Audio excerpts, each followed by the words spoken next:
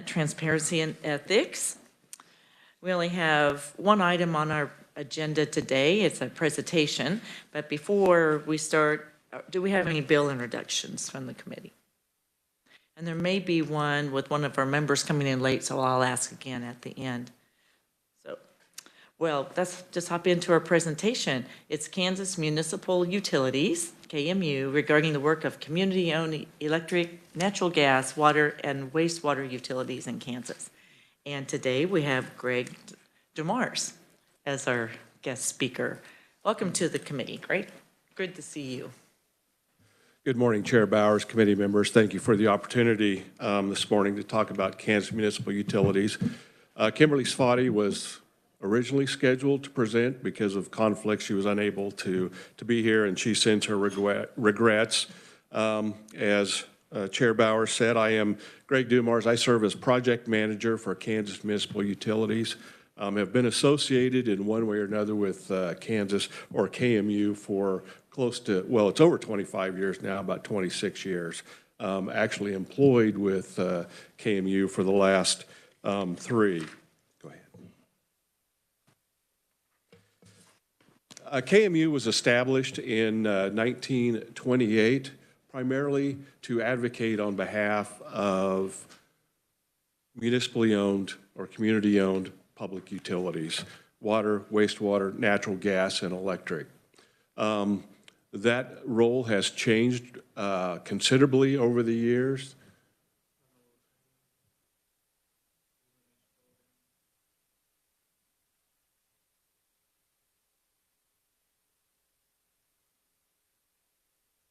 Everybody has a copy.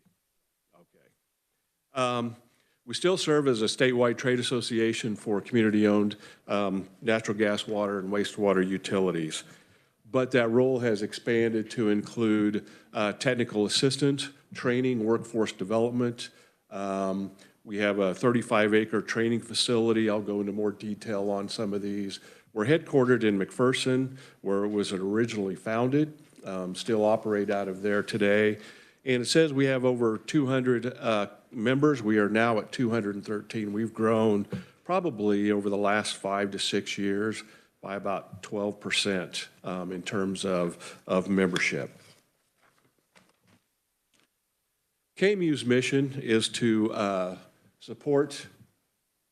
unify, support, and advance municipal utilities. And the vision is to set the national standard for state municipal utility associations by providing industry-leading advocacy, training, and education. Like many trade associations, we meet with our peer groups across the country, and one of the things that they're amazed with KMU, we have 16 employees, the number of offerings and what we provide to our members with the size of staff that we have. Most of them have twice, if not more, in terms of number of staff that are employed by the association. In terms of values, we want to be respected, member-driven, and we'll get into these more as I go through, entrepreneurial, knowledgeable, professional, service-minded, principled, and collaborative. This next slide just shows where all of our members are located, the type of utility that they have, and as you can see, we have members from every corner of the state and in between. We represent the entire state of Kansas. For municipal utility workforce, there are thousands of municipal utility jobs when you look at electric, natural gas, wastewater, and water systems. When you look at the total number of those across the state, and some of the challenges with that workforce is population shifts, as moving from rural to urban, also the aging infrastructure of the systems themselves. Some systems are 40 years and older, trying to keep that updated and upgraded to meet current needs. Also the regulatory environment. Regulations are important for public health and safety, but at the same time, those that make it more difficult to operate and meet some of the requirements that are out there can be challenging. And then workforce. I mean, there's not an industry out there that's not having workforce issues. As a silver tsunami is in full, I think it's starting to roll over where it's starting to crash a little bit, but replacing those employees is a challenge. And that's where we've looked to try to step in through meeting the needs of our members through added training.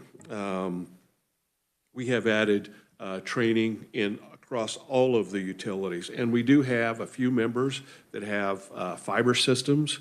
It's a handful that they operate as a municipal utility, and we provide support to them also. As I said at the beginning, advocacy was the foundational reason of why KMU was established. It's still very important in what we do today. We advocate not only at the state level through here at the legislature and also through the state agencies, but also at the federal level through Congress and the federal agencies. And really, our goal is to promote the benefits of municipal utilities. The great thing is the community ownership is the utilities work hand in hand in meeting the community goals. It has a local control where the councils and the commissions that govern these utilities can ensure that they are aligned with the direction the community is wanting to head. The local regulation, making sure that complies with state and federal regulation, but also, again, aligning that regulation in the goals of the community. That local presence is important, particularly like on the electric utility, outage events. These utility line workers are living in these communities. The response is in minutes, not hours, not days. It's in minutes. It may be 60 minutes, but that's a lot better than 24 hours. And their goal is to get their community up and going as quick as possible. As also living in that community, those utility employees want to ensure that the systems are reliable for the community because they are part of that community, their families are part of that community, and they take pride in what they do. Works in the public interest.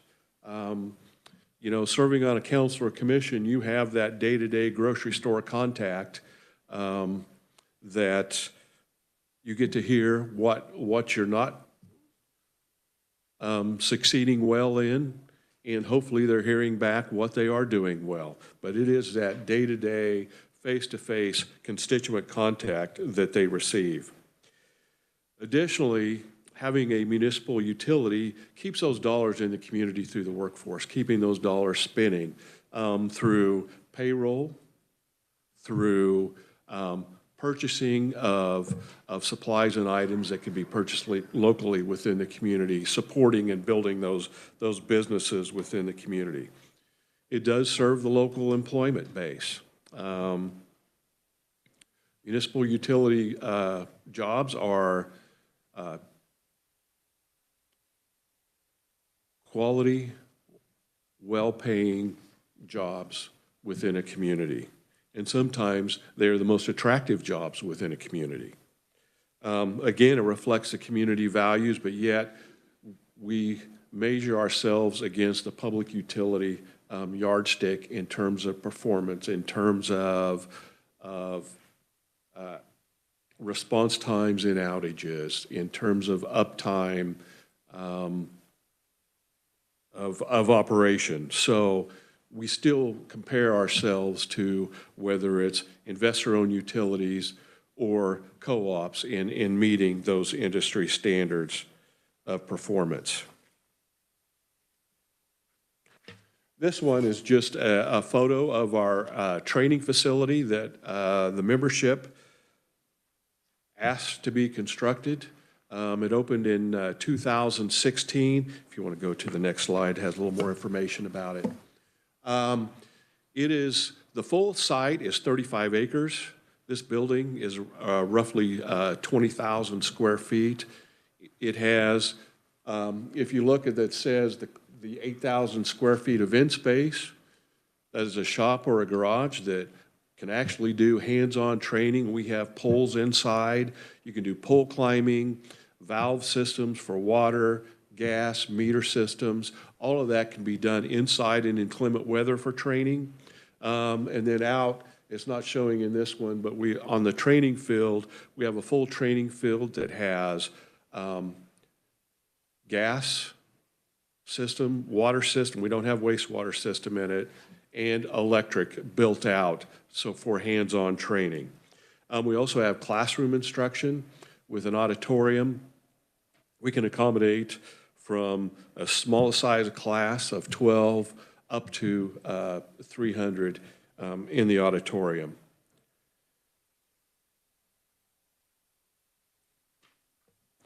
This is just a photo as you come into the building, the reception desk. That off to the kind of right and back behind the reception desk there is the conference room, and then off to the left is the auditorium. Kind of give you an idea of what type of activity we have. We had, actually in 2024, we had 174 different events within the facility. And we had 5,398 visitors through the building for trainings and meetings during the course of 2024. We have a training staff of 6 that is on the road, that provides safety training and technical service training. They traveled over 200,000 miles, and that's an annual occurrence. We actually, and I'll get into it here shortly, so we provide services from apprenticeship programs in Colorado, we're certified, and then also Nebraska, and we train apprentices in those states also. In terms of communications, we do have 111 electronic communications. We have a dispatch that's a bi-weekly newsletter, legislative update during the legislative session, and then weekly we have headlines that provides information statewide, regionally, and nationally on news relating to utilities across Kansas, the region, and the United States, and also some international news in that. We do have a mutual aid program. We provide services in-state. We're the coordinator for the what's called the Kansas Mutual Aid Program, which came into being in 2007 in response to 2 primary events that year. One was the Greensburg tornado, and also was the 2007 ice storm, which was the, to date, the most expensive natural disaster event in Kansas, because it impacted really about 90% of the state in that year. And the goal there was to create a coordinated response so that you're getting the people, the resources, and the equipment that you're needing to recover from that disaster. We also have a line worker apprenticeship program, and that's where we provide services not only in Kansas, but also in neighboring states. Excuse me just a second, I'm battling a little bit of a head cold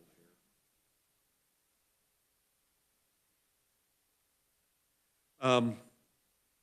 In professional development and safety, we provide over 120 different classes.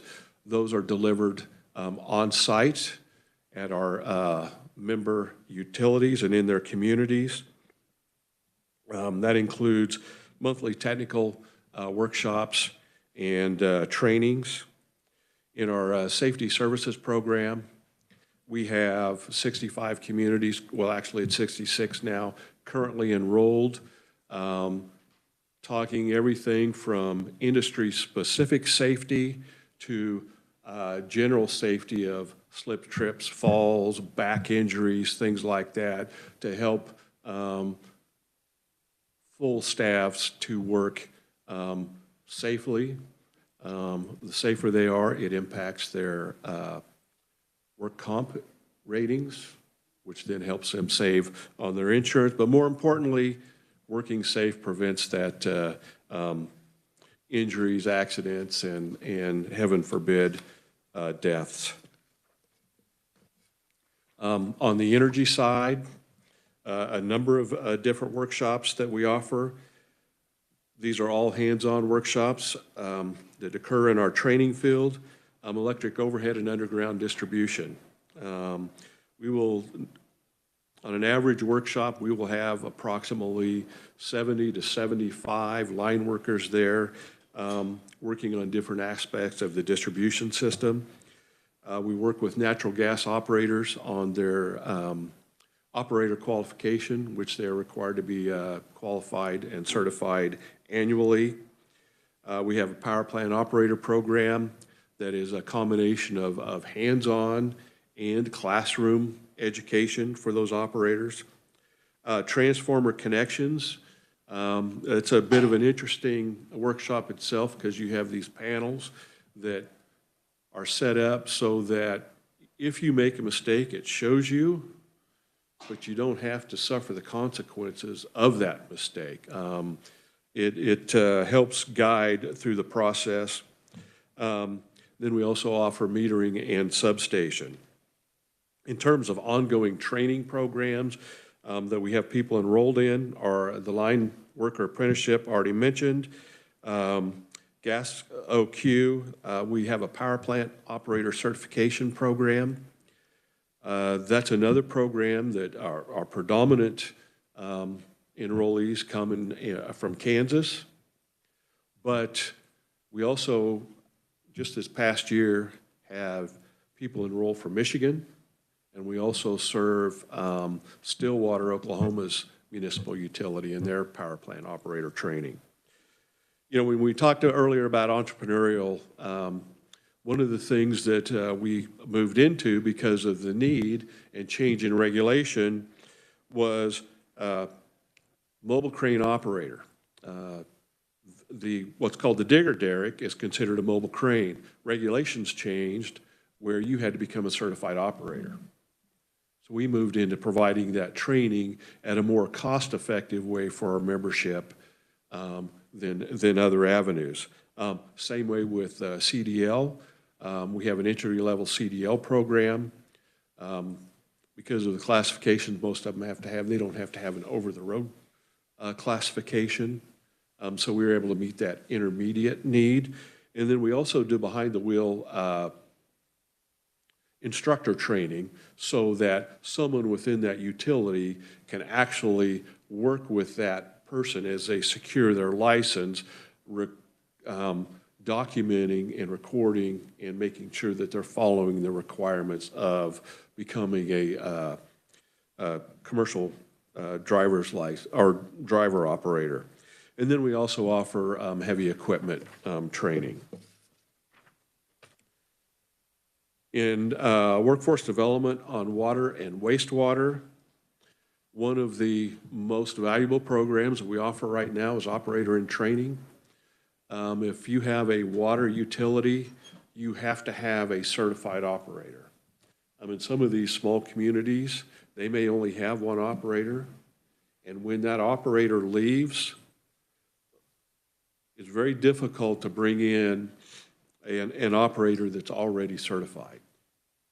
So we provide a certified operator that when they hire somebody, that new hire can work under and with our operator so that they are operating, not only that operator, but that community is now working under that certification for our operator. It allows that community to get a trained operator, helps them pass their test, and what not only the hands-on training through the OIT program, but we also have the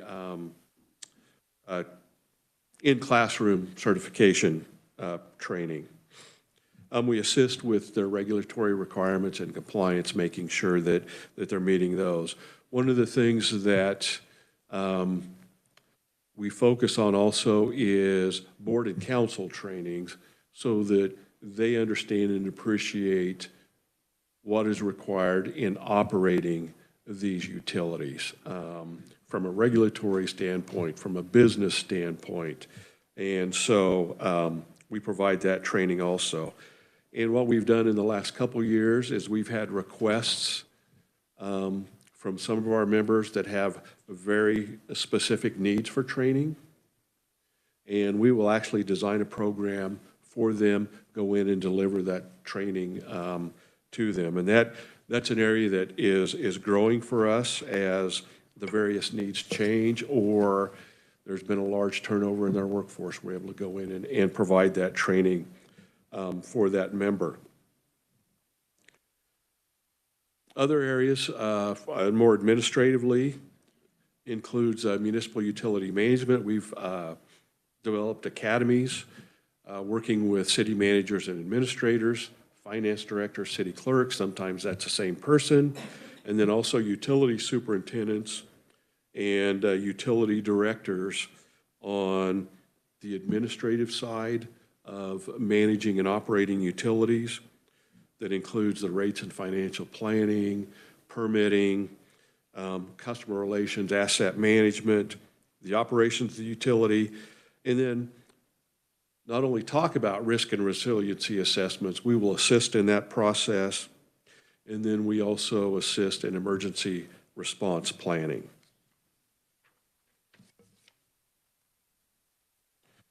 We do a lot in water and wastewater, and we only have 3 people in that area. So they're extremely busy, and they do a fantastic job. It is vitally important because water and wastewater are public health. I mean, they are public health. And so we work extremely hard to ensure that those taking the certifications exam pass, not only pass, but fully understand and appreciate what they're doing.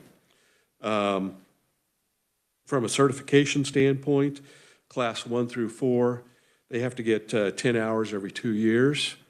We offer programs to help with that. And then for small systems, they have to get 5 hours every 2 years.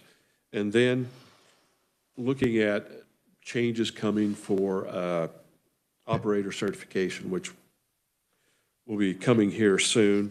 Discussions are going on, well, later today as we speak. So I've covered a lot of this already on this particular slide. So for the sake of time, I'm not going to go through. It's more diving a little deeper into it. Also on the regulatory compliance, we just do the training and monitoring, sampling, reporting, record keeping, and then any public notices. And by public notices, we're talking about the consumer confidence report that is required to be filed annually. Mutual aid, as I said, began in after 2007. Just provide that response and recovery assistance to gas, water, wastewater, and electric. One of the things that's not listed on here is we also provide equipment. We do that through a network of members. So when a call comes in, we serve as the point of contact, and the idea there is if I'm in the middle of a disaster in my community, I make an assessment of what I need. You call us, give us the resources that you're needing from a personnel standpoint, equipment, materials, et cetera, and then we start making the phone calls to other members of the network to deliver those to you so you can focus on the recovery and the response within your community. It takes one, while it may be one thing off your plate, it's one big thing when you're trying to track down resources. And we provide this service not only in Kansas, we are participate in what's called the Water Wastewater Agency Response Network. which is a national network of mutual aid programs for water, wastewater that's recognized by EPA, FEMA. And then on the energy side, American Public Power Association, we serve on their mutual aid committee. And we have actually responded to, from a multi-state event, Oklahoma, Missouri, Florida several times, also some in Nebraska, and then a little in Georgia. So crews from Kansas respond to many disasters across the country. This is just a slide of water treatment facility. Many different types of water treatment facilities, whether it's groundwater, surface water, and the needs of that. That's just a sample photo. One of our values is to be collaborative. These are a sampling of the different associations and agencies that we work with to ensure that our member needs are met. And you'll see it goes from universities to other associations to state agencies which we work with. One of the partnerships we have is with Kansas Municipal Energy Agency, and KPP Energy. Both of these are joint action agencies that serve the power supply needs of their respective members. And we work closely with them because we have many common members. With KMEA, there's kind of a slight difference between KMEA and KPP. KMEA is what's called project-based. So as a member, I can select which power supply projects I want to participate in. They have 81 members. They work with the power supply, transmission. The services they provide include, from an engineering perspective, planning. They also have, as an arm of the agency, an engineering and construction line crew. They also actually there's 4 small communities, 2 out west, 2 in the eastern part of Kansas that have gone together and contracted with KMEA, and they provide the line crews for those communities. They contract with KMEA to do that.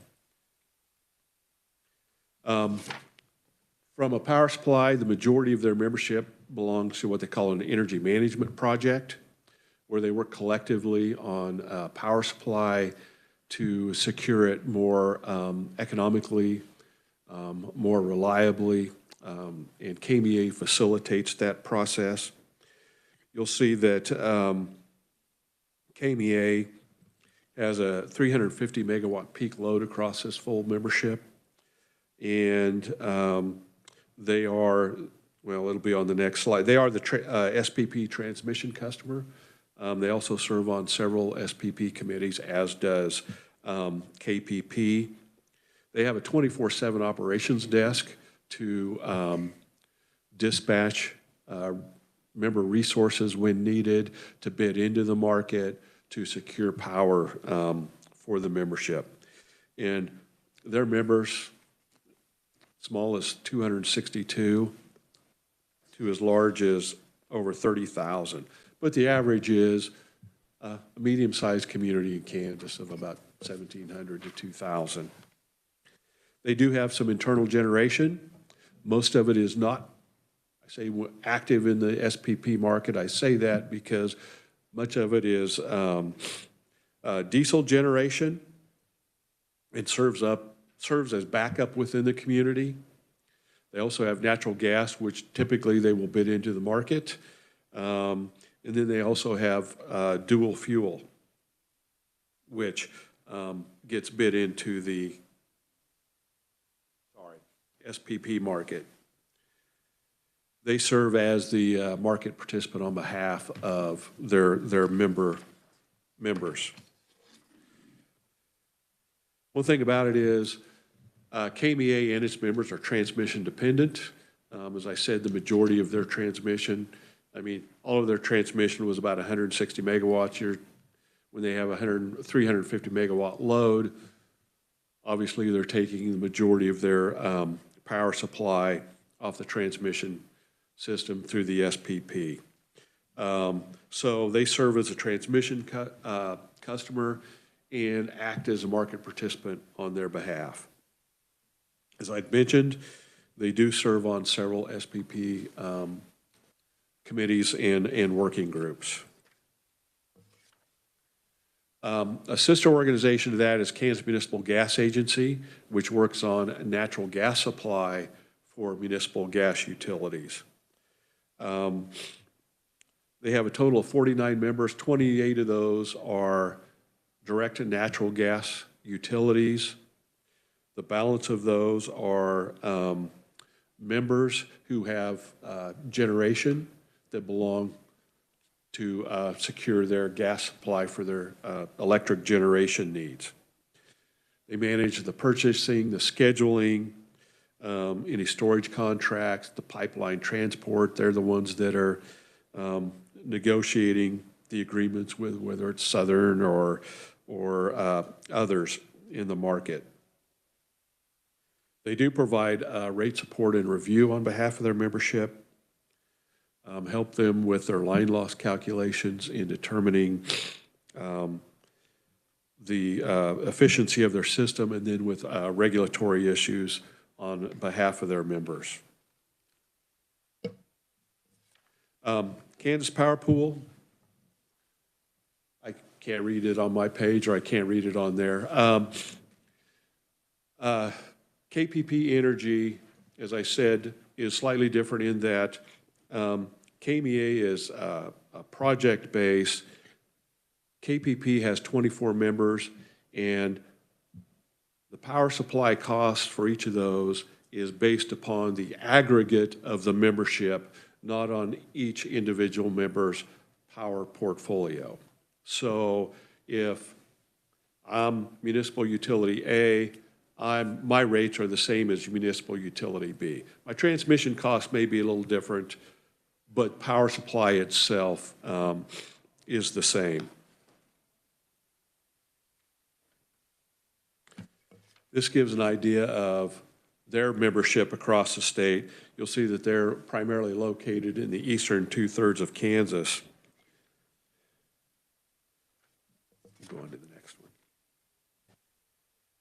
Looking at their fuel mix of resources that they have, natural gas is their largest source of generation and power supply, followed by wind. They have hydro through the Western Area Power Administration, or WAPA, which is a power marketing administration, and that'd be through the Loveland Basin. And then they also have a battery project, and I'll go into that in just a minute. But when they, from a capacity standpoint to meet their needs, their member generation makes up 50% of their capacity requirements. In today's SPP market, you have to have 16% of whatever your peak load is, or 16% more than what your peak load is to guarantee reliability to their members, and this is where their capacity. Participate in the, or part owner in the Dogwood Energy Center in Pleasant Hill, Missouri. Have 9% wind through Marshall Wind, Grand River Dam Authority out of Oklahoma, Greensburg Wind Farm, and then that small piece of 2% that they secure through the SPP integrated marketplace.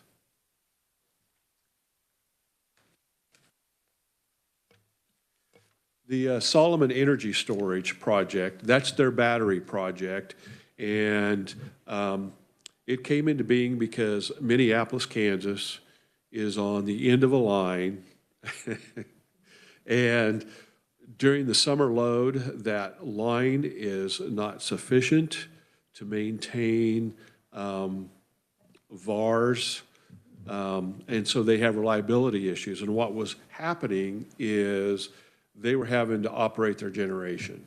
Well, that generation for Minneapolis to operate its diesel generation was extremely costly and really caused their energy costs to spike.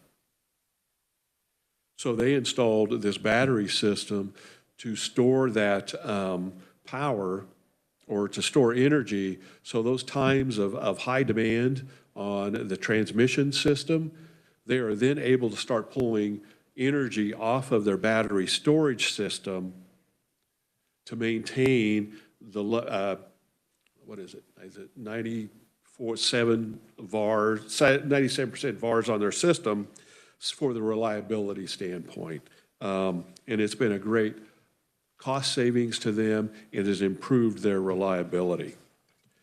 And with that, this is the information for KMU, and I would stand for any questions if anybody has any. Well, thank you very much for that, Greg, and I had to Yes. smile at you because I graduated from Minneapolis High School, so Ottawa County, so thank you for mentioning that too. And Senator Bowser. Thank you, Madam Chair, and thank you, Mr. Dumars, for your testimony this morning. I am looking at the energy management project slide. I must have missed the definition of EMP 1, 2, and 3. I see a couple of my cities in here, and I'm just curious, is that the size of the projects, or what's the definition of EMP 1, 2, and 3? Well, they're energy management projects, and they've come together partly because of locality and also where they can take energy off of the SPP through a single node. And so that node becomes their price point for taking energy off of the grid. Yes. Any other questions? Senator Petty. Thanks for the presentation. Yes. I was just wondering, how many linemen, you mentioned about that you have lineman training, and so how many of your of the municipalities that are involved have linemen that are part of the training program? So they're contracted and not actually full-time employees with their local municipality. Well, there's only 2 communities that don't have their own line workers, and they contract with KMEA. The rest of them are employees of their respective communities. And in terms of a hard number, I don't know that off the top of my head. In terms of apprenticeships right now, for those that are in Kansas, I think there's 61 in the program at the end of 24. I have it on. I think I have it. Hold on just.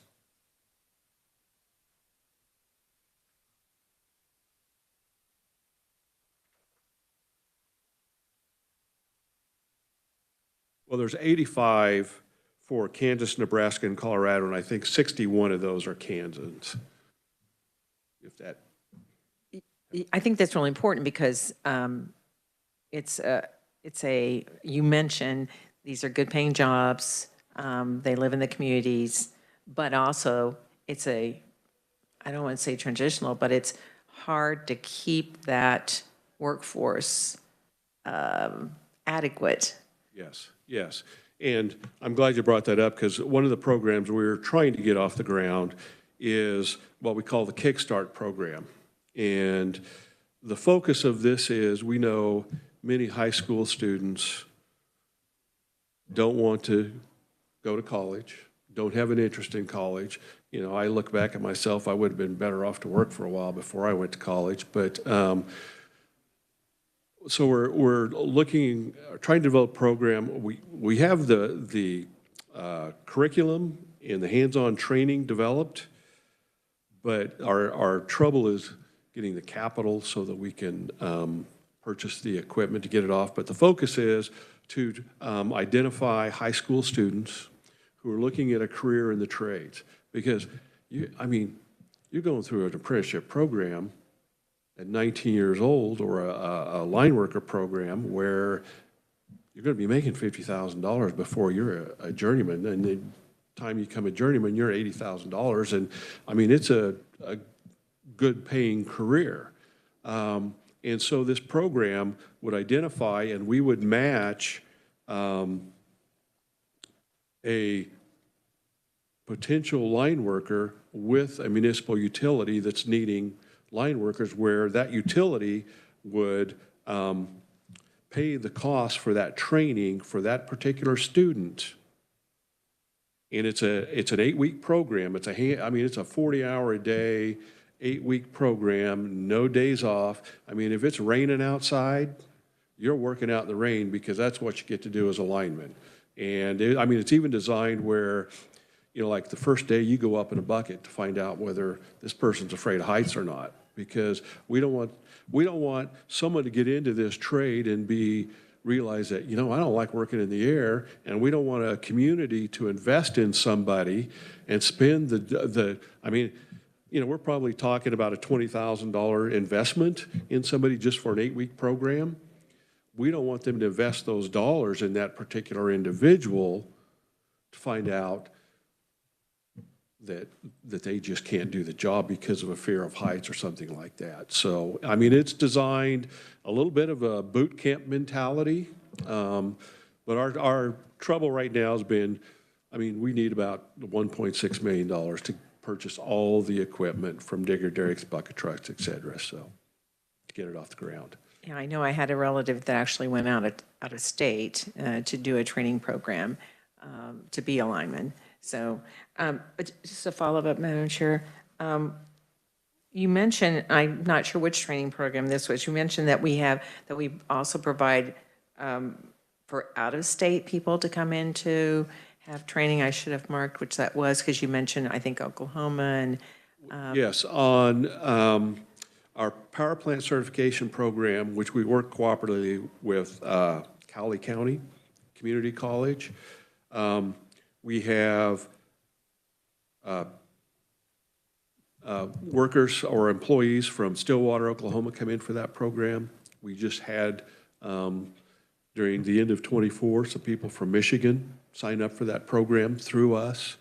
On the line worker apprenticeship program, we do some training in Nebraska and Colorado. We're certified in both of those states through their apprenticeship programs. Out of the 85 line worker apprenticeship, 24 of those are out of state. And so do they pay a different rate, an out-of-state rate for? Well, one, we require them to become an affiliate member. And yes, the follow-up to that is, yes, they pay a higher rate than an in-state member would. Thank you. Senator Reichman. Thank you very much, Madam Chair, and thank you for your presentation.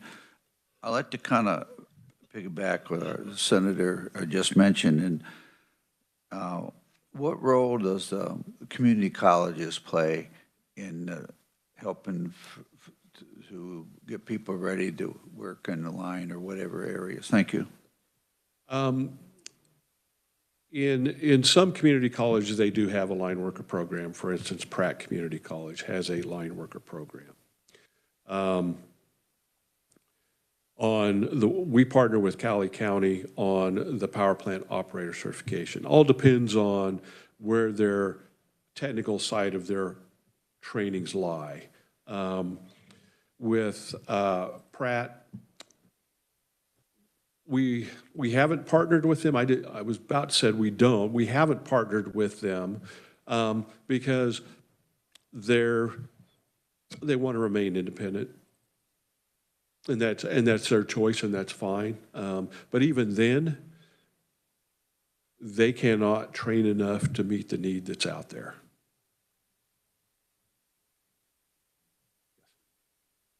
Any other questions for Doug?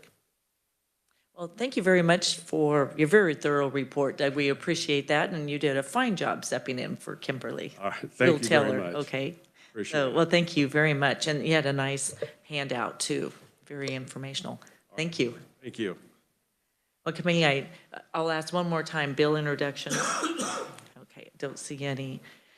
We do have a very busy day tomorrow. It's Senate Bill 37. We have a lot of conferees. We'll have to limit it to a couple minutes for each person so we have time for questions. and the House is having their companion bill with this one, a hearing today. So we'll learn more about that topic tomorrow.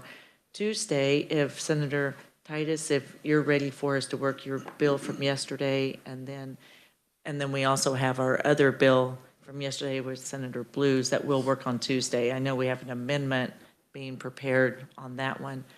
And if we do that on Tuesday, will be our agenda. And then we'll be working on our agenda to put out for next week as well. But that's my intention so far. All right, well, thank you, everyone. We're adjourned.